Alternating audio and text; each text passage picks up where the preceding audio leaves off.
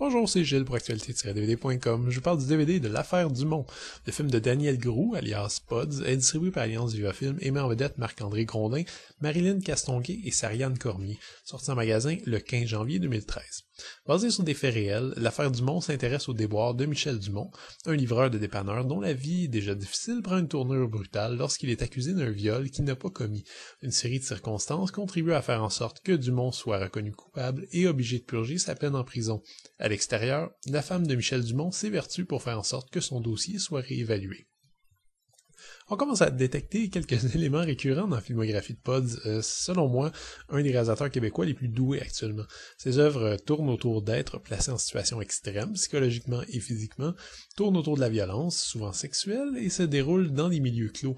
La cohérence de sa mise en scène est telle qu'on pourrait presque interchanger certaines scènes des 7 jours du Talion, de 10,5 et désormais de l'Affaire Dumont.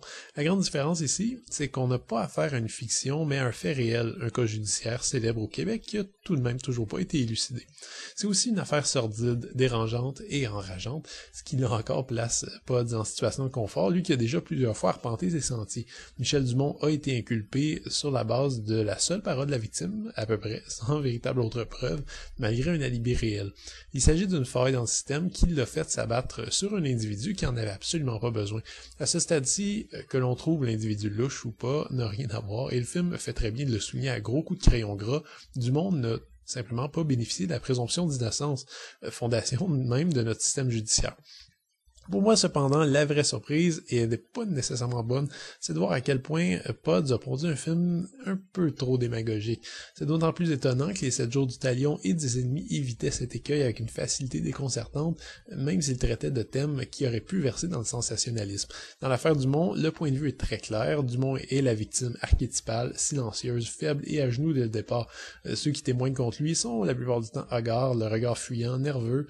Les avocats sont des sangsues inconscientes, planant dans des sphères beaucoup trop hautes pour être atteintes par un simple mortel. Bref, ça vous donne un peu une idée du tableau. Je me serais attendu à un peu de retenue ou un peu plus d'ambiguïté de la part de quelqu'un qui était même arrivé à nous faire douter de l'idée de s'en prendre un pédophile dans les 7 jours du Talion, ce qui n'était pas un mince exploit. Pods compense plutôt en craquant de façon drastique la noirceur de l'histoire, sa cruauté. Les décors sont gris, pâles, les seconds rôles presque tous étordus. Disons que si on suit au film, Dumont aurait tout de même vécu une période assez dure de sa vie sans même avoir eu besoin de se faire accuser de viol. La façon intransigeante dont Pods filme les pires scènes d'un quotidien crasseux commence également à prendre quelques rides.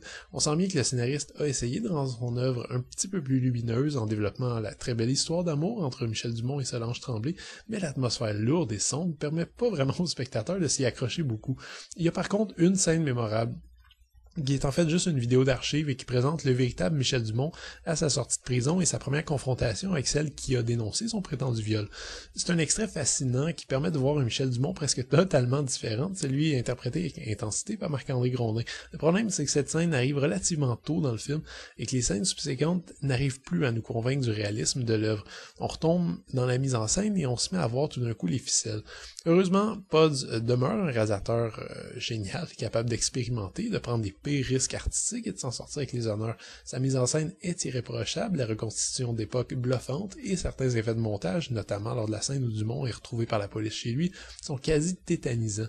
Les performances achèvent d'en faire un film de très haut calibre, même si je m'interroge encore un peu sur les prémices morales de l'œuvre. Le DVD est présenté à 1/85 anamorphique, avec piste audio en français 5.1 et sous-titres optionnels en anglais et français. J'aurais espéré plus de bonus, honnêtement. Des extraits d'archives, des entrevues, je sais pas quoi qui aurait pu nous permettre d'en apprendre plus sur ce qu'on nous montre sur cette triste histoire.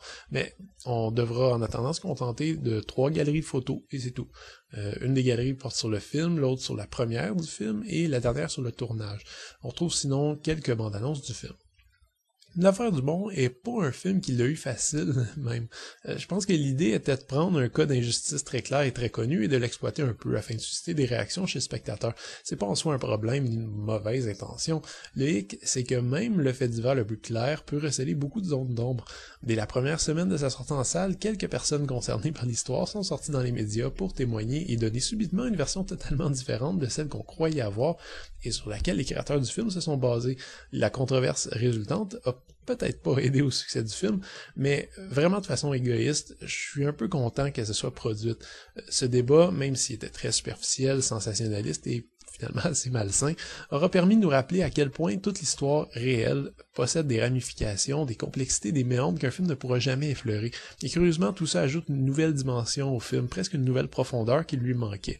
Malgré tout, il faut rendre à César ce qui appartient à César. L'affaire du Mont est dans l'ensemble un excellent drame humain, solidement joué et filmé avec le talent qu'on connaît chez Pods. C'était Gilles, merci, bon visionnement.